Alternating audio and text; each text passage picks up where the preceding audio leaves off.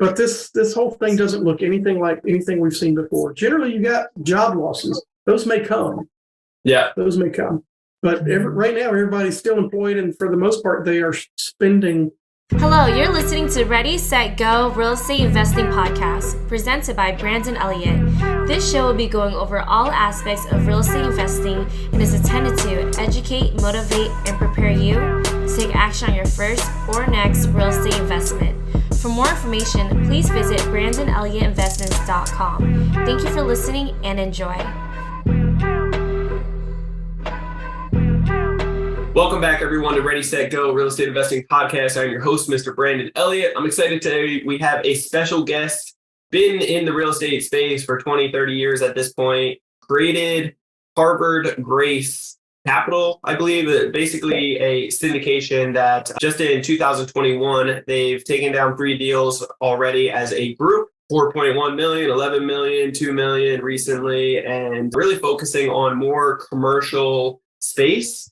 Not necessarily multifamily, but doctors, offices, storage, buildings, and so forth. And obviously, it's a hold play for strategy as well. I'm sure cost segregation as well for the depreciation and so forth. And yeah, this is awesome because it's in Huntsville, Alabama. And there's been a lot of growth in the last few years for Huntsville, Alabama and the outside skirts. So we're going to deep dive on location today, on why that area, on just the strategic type of play and how these guys are getting these big deals and so forth, and how you guys can really do it too. So this is going to be an awesome episode. I'm excited to have you on here today, Stewart. How are you? I'm doing great. Really appreciate you having me on. Yeah, likewise. So talk to us. Anybody out there that doesn't know who you are, where you're from, giving us that 30,000 foot view, do you mind? Sure. No, not at all. Stewart Heath. I'm located in Middle Tennessee. I grew up south of Nashville. I live in Fayetteville, Tennessee right now, which is real close to the Huntsville, Alabama market that you were just talking about. Been a CPA for a long time. I've helped clients with a lot of real estate. I've done it myself and then just sort of formalized wanting to do bigger deals via syndications here a few years ago with Harvard Grace Capital. Okay, nice. And then so how many people are on the team currently?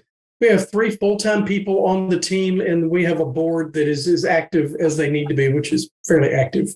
Yeah. So talk to me, why did you put this board together? Why you guys were doing individually, everybody on the board was kind of doing real estate by themselves for a long period of time, correct? Yeah, everybody has been in different facets. A lot of them would just own, single-family homes. Others have had, one of my board members used to work with Sam Zell, who just passed away, who's a real estate legend from the equity companies. And so he brings a whole different perspective to things. And other guys have just, one of them is a wealth manager who also loves real estate.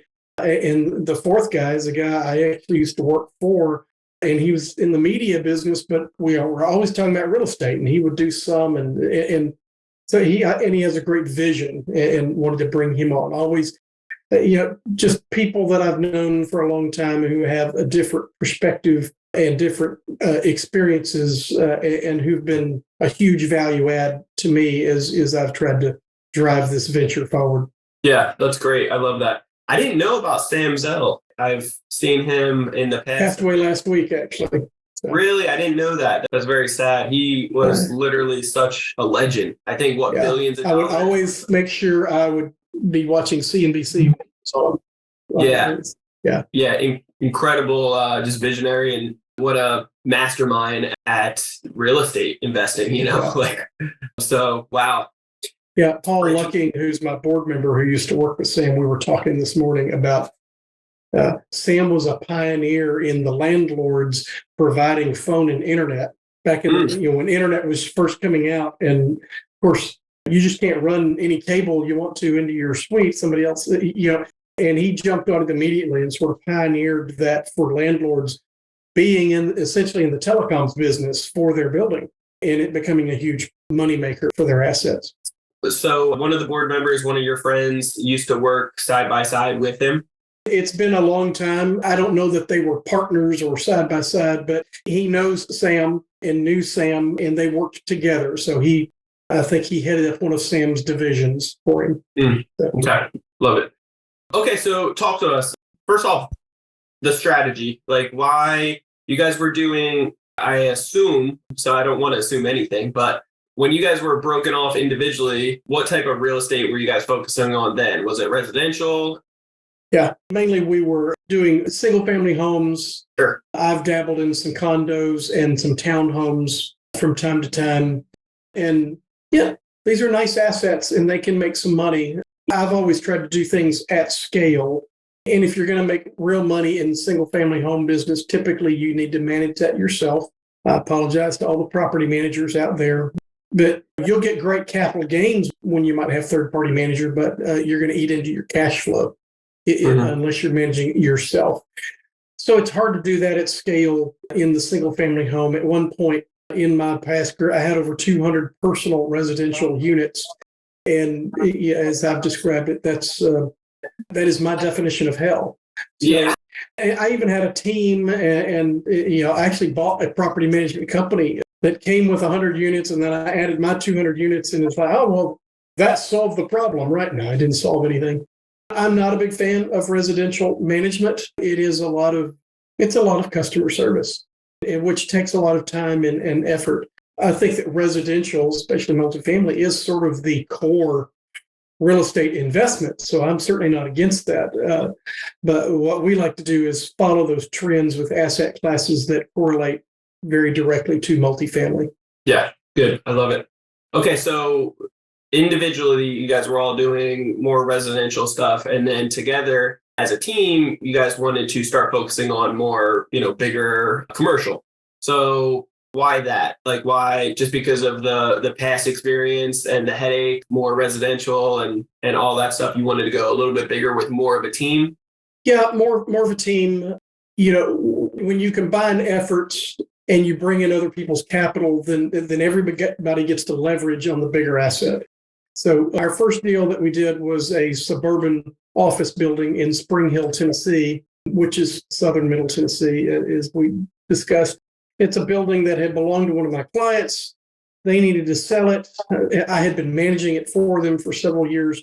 And so we came to terms, and it's roughly a $4 million deal. And so for the exact same effort we could be putting into managing 2 or 3 houses or whatever, and the capital, we get to supply that labor and manage the asset of a $4 million asset rather than than 4 $200,000 assets or 200, that kind of thing.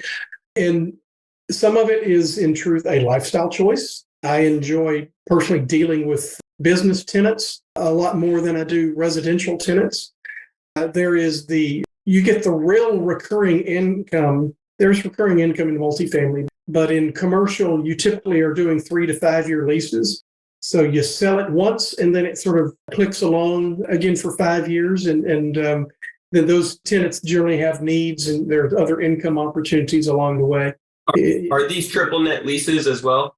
Most of them are modified gross, but so with a CAM that we can bill them back for increases in insurance and taxes and utilities and things like that. Most of them are paying their utilities directly. Sure. Okay. And then there's a CAM component, common area maintenance factor component that's measured off of a base year.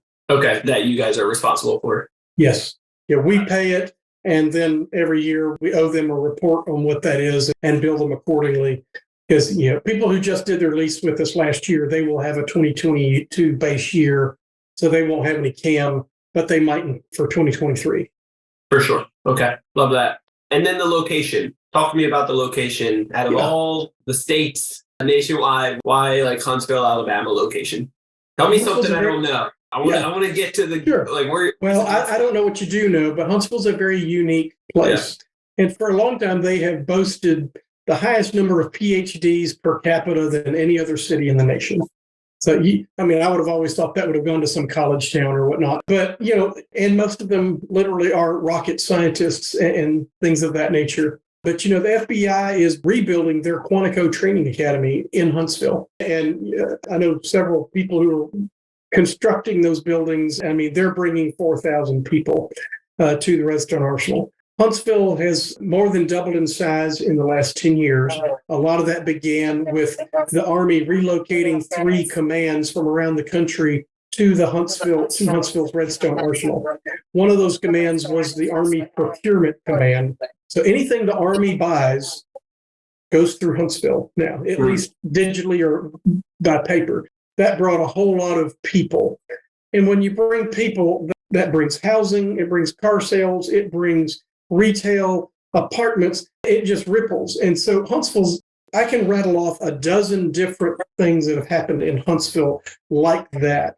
It's not just the FBI, it's the CIA, it's the NSA, it's a Toyota Mazda joint venture that opened last year where they're making engines together for their various cars.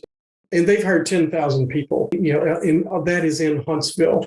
And generally, I don't know if anybody reads U.S. News and World Report, but Huntsville was the number 2 nicest places to live this year. That's down 1. Last year, they were number 1. Somehow we got beat out by Green Bay. Green Bay.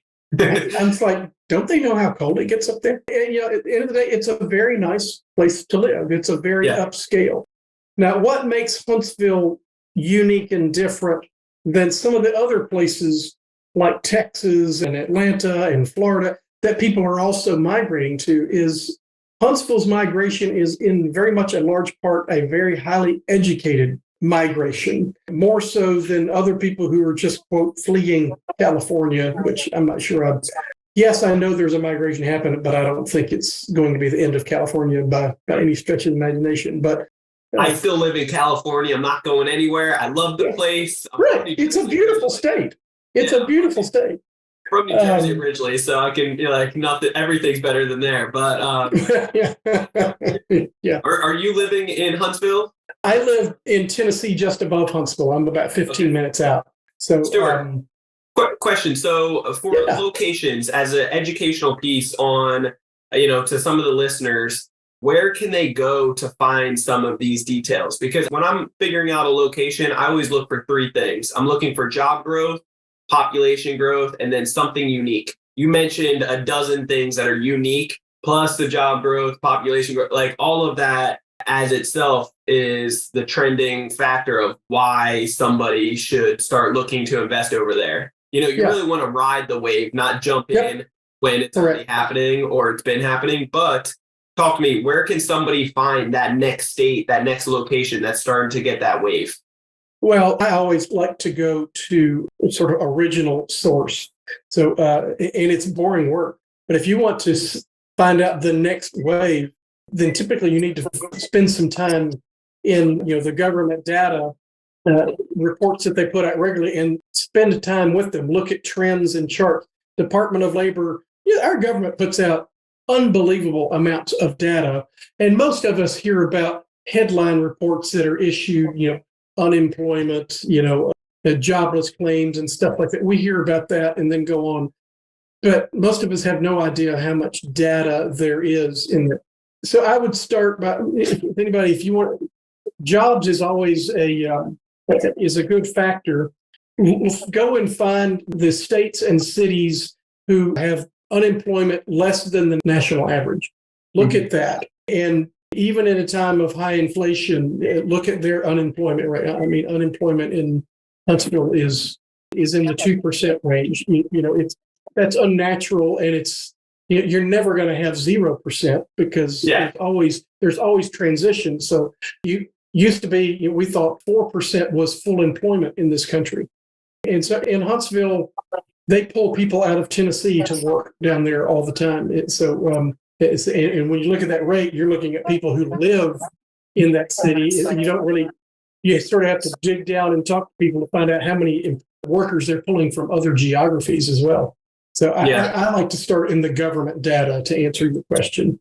Yeah, I love that. Certain other places that I've come to find that have been decent as like citydata.com or USA.com, little things like that. We're even just looking at the crime rate and certain things in your location. But of course, just like you mentioned, really looking for that unemployment rate, right? And trying to find something lower than the national average, especially in today's times and so forth. So finding that next coming location and trying to ride that and establishing something while before everybody else kind of gets there is the key to it. That's the secret ingredient, because you can ride the wave and get that exponential growth. Yeah. Not saying that, in the next few years, it's probably still going to be amazing for Huntsville, Alabama. It's only starting to, where do you think you are on that chart right now? Honestly, I think we're in the first third of the wave. Sure. I think there are many years to go here. I'm an old guy, and Huntsville reminds me of Nashville 30 years ago. Sure. And the main reason we're focused on Huntsville is we live here.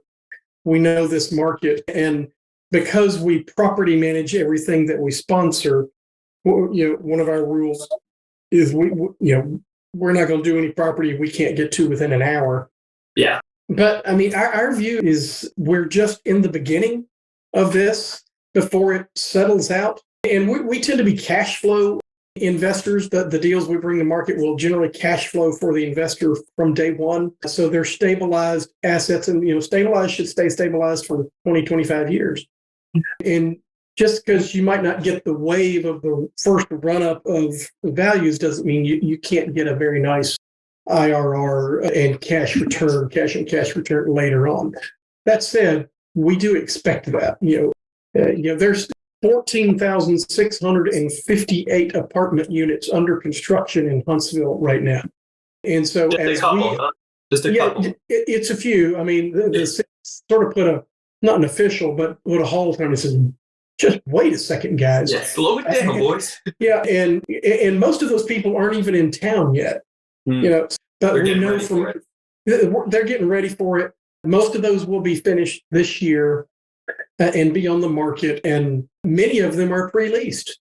So those are brand new properties. So do you think the supply and demand right there for the quality of product now is going to potentially make some kind of ripple in the market? Just like you were saying, when it comes down to the market in general, you don't need to be necessarily a rocket science either to jump into real estate. The longer you hold, the more money it's going to make. So if you can hang on to it for another 5, 10, 15, 20 years, don't worry, it's going to do okay. Yeah.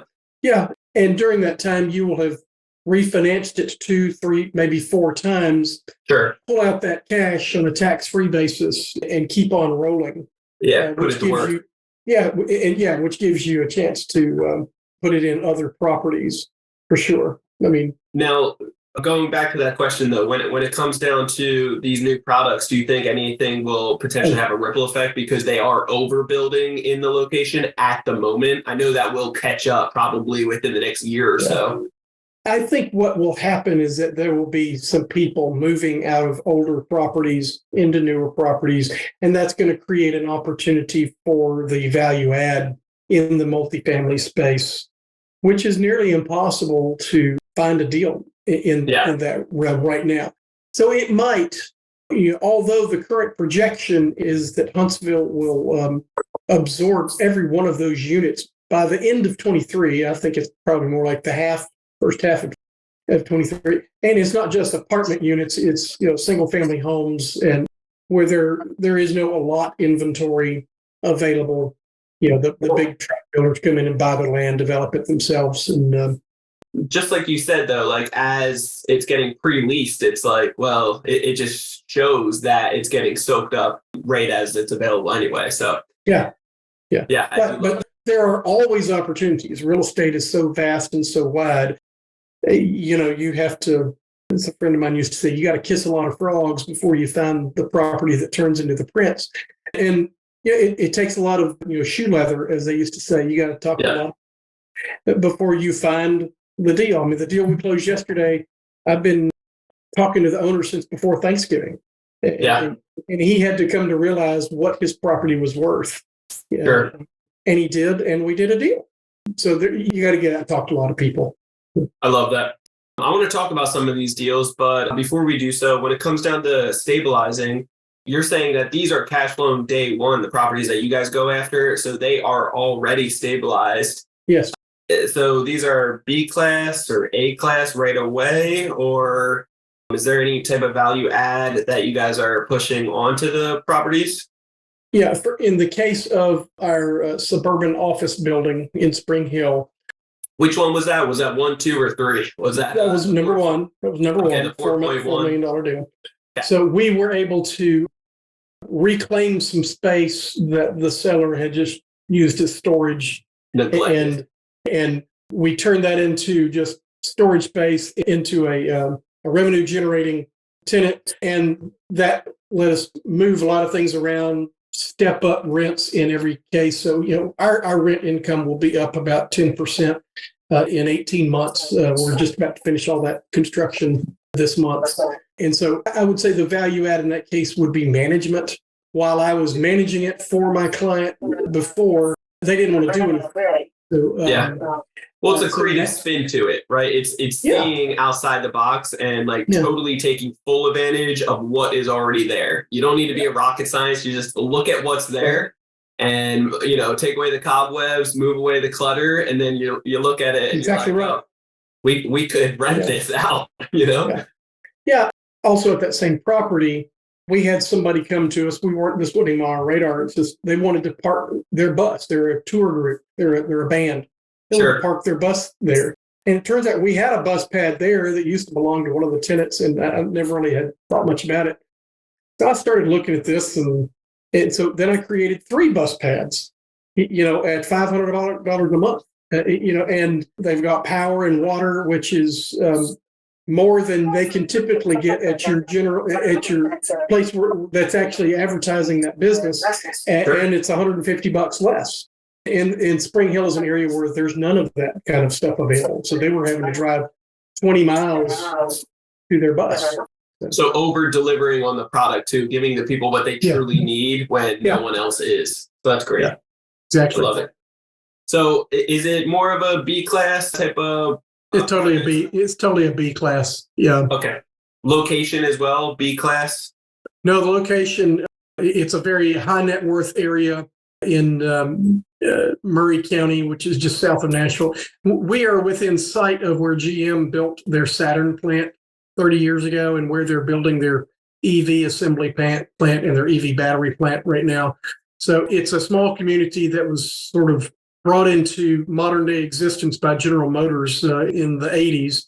But it's a very high net worth community, and land has been at a premium. But that building there's not another building like it in a 3-mile radius. And that area just keeps growing and growing. And if I had another one, I could keep that one full too. So yeah, I love that.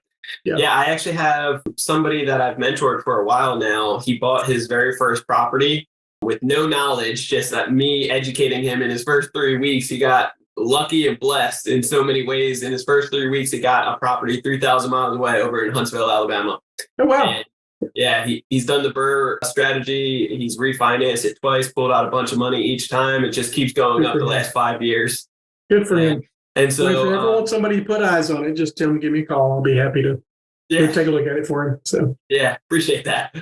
Okay, so talk to me. How are you getting these leads? Like you said, you got to look at a lot of frogs or kiss a lot of frogs till you find your prince. So how many deals, where are you finding them? And what does that look like, the KPI wise? Like how many are you actually analyzing before you take one down? Full analysis, probably analyzing 5 before we move to even make an offer on one. That's where we get about half of our offers accepted. To get to the 5, we're probably taking a good hard look at 20. And good hard look means I'll actually get in the car and go see it. Yeah. I look at a lot. And the sources of these are, the more deals you do, the more people you know. I have banks sending me deals. Nice. What type of banks? And mainly community banks, but that was a strategy we started last year because, it's in the news again today. We know as soon as interest rates started going up, we knew that that's going to present a problem for some people. And so the people that will know about that first will be the bankers. So I'm constantly networking with bankers and just, hey, this is who we are. This is what we do. If you've got somebody who can't refinance or wants to sell their property, let them talk to us. Yeah. And that means we might just take over their note with the bank. The bank doesn't lose the credit, or it might just be a sale. I've only had one bank actually send me a lead like that, but we still keep in touch with them. Brokers is a major. And which bank is that? That was Merit Bank, but we've got 30 on our list that we're networking with. Nice. Okay. And then obviously a ton of brokers. Are you working with wholesalers as well? I haven't worked with any wholesalers, not opposed to it. They typically want to do a deal a lot faster than we want to do a deal. We're pretty slow and methodical. And then I subscribe to CoStar and Crexy, and I routinely just start looking at stuff. I find stuff that my brokers haven't even heard about. Yeah. What are those websites? I actually haven't heard of those. CoStarGroup.com. Okay. Yeah, they're kind of the commercial MLS. Yeah. And Crexy, CREXI, they're a little newer, but generally brokers should be putting their listings in both of those. They're both subscription services, so I do pay for those, but it's not. There is a cost to being in the business and trying to get the deals. So. Sure. Yeah, of course. Got to pay to play. You do. Yeah, the more deals you do, the more you can pay. And honestly, that's okay to me, because people that aren't willing to pay and take a little risk and put in the work, roll up the sleeves, it just cuts out the BS right away.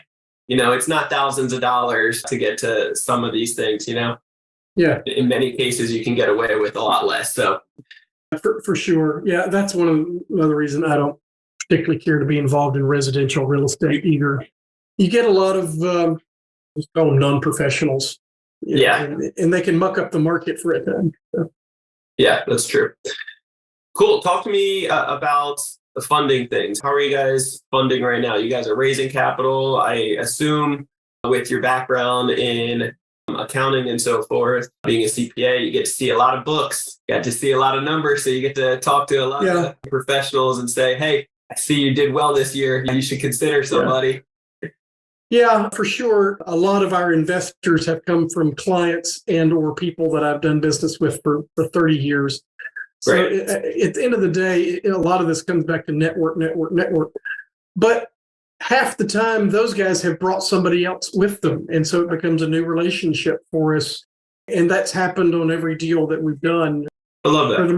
For the most part, all of our investors have reinvested in our next deal, which is hugely complimentary, and then they bring a friend.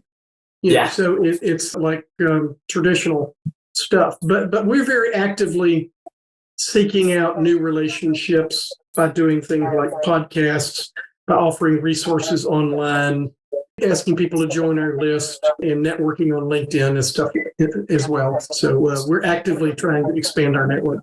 I love it. Stewart, talk to us when it comes down to the future. Like, what does the end goal look like for you guys? Where are you taking this in the next few years? In the next few years, I think what we have just internally discussed that as Harvard Grace Capital, what we would like to do is to do 10 individual deals. So, everything we've done right now is a single asset entity, and investors have invested directly in that entity. We want to get 10 of those going, call that 50 million in assets under management.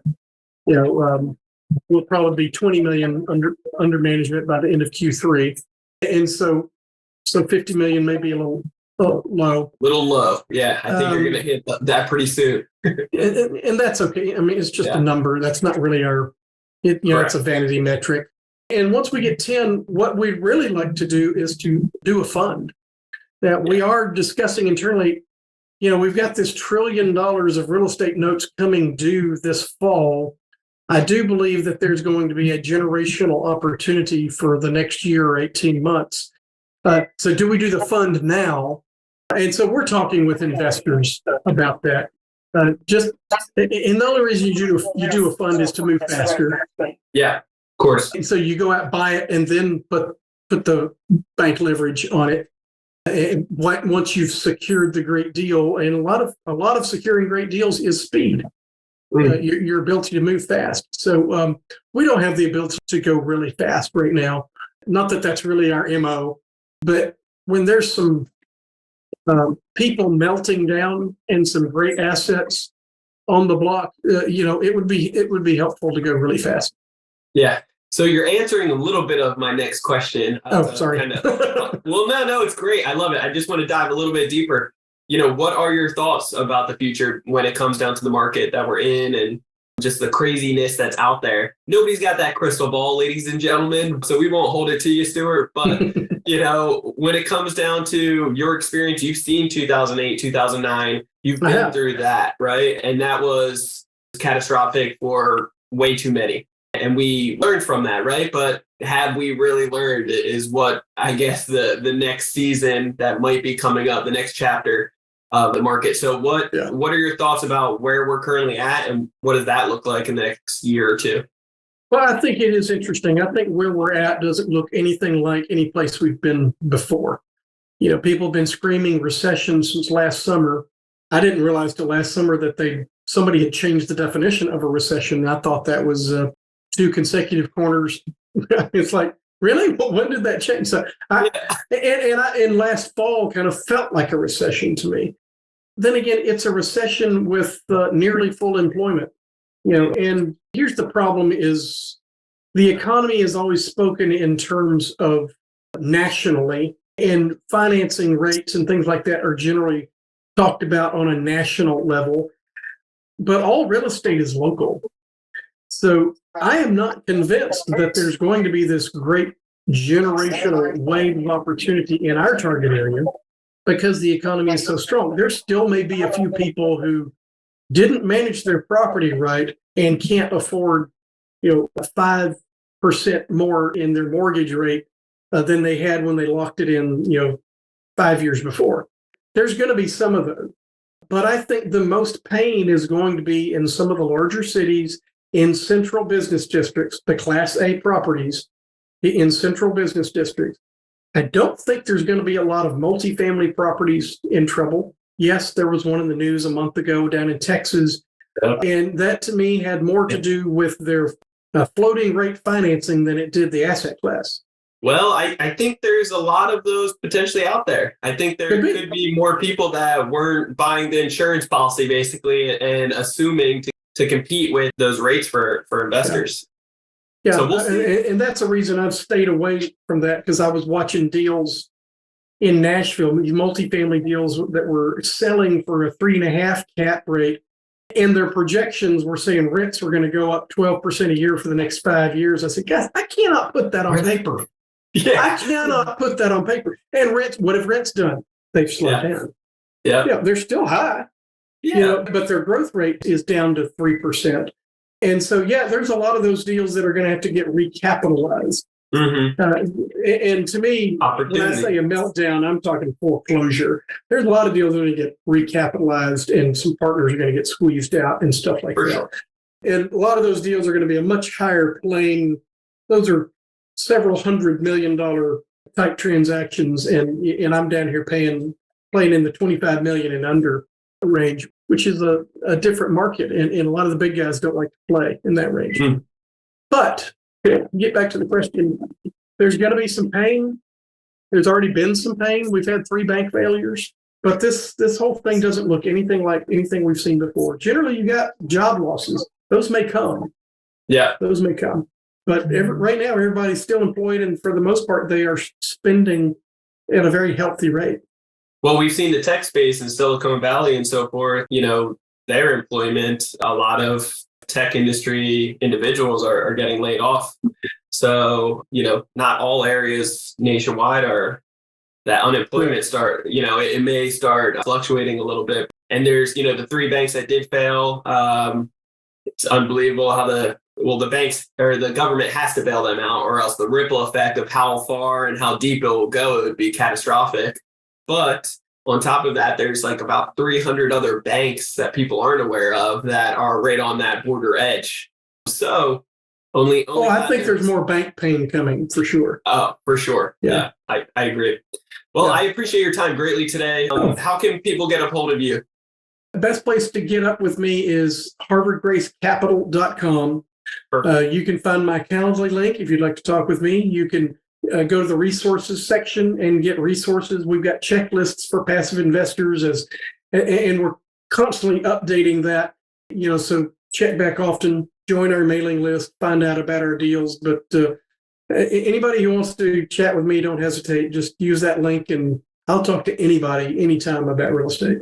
I love that. I love that. Well, Stewart, you are a wealth of knowledge, my friend. I appreciate you greatly for your time today. And anybody that is listening to this, please reach out to Stewart. He is a wealth of knowledge, like I said, and definitely network and be able to potentially help yourself out with going to your next level in real estate. And I hope you found a tremendous amount of value in this. As always, make sure you hit that subscribe button. You'll get the newest notification every Monday. Leave that 5-star review. As always, greatly appreciated. If you guys want to get a hold of me, you can always do so on Instagram. It is Brandon Elliott Investments. Otherwise, facebook.com/Brandon Elliott Investor. And then if you are looking to get up to $500,000 every 6 months at 0% interest, that's right. I did not butcher that at all. It is 0% interest. We can teach you how to do so at creditcounselelite.com. That's www.creditcounselelite.com. There's a quick 10-minute video on there that explains more. And afterwards, you can sit down with either myself or somebody on our team to be able to go over more of your situation, your goals, and how we can get you there sooner, and just take a second opinion overall. But we can show you how to get a big stack from the banks so that you can leverage it into real estate like we have, or grow and scale your business. So with that being said, appreciate you guys as always. We will see you on the very next episode. Until next time, guys, God bless. And Stewart, appreciate you so much. Great episode. Thank you, Brandon. It's quite an honor. Thank you. Thank you. This has been another episode of Ready, Set, Go Real Estate Investing Podcast, brought to you by Brandon Elliott.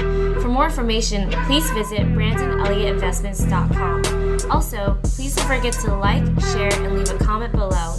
Thanks again for joining. Until next time, God bless.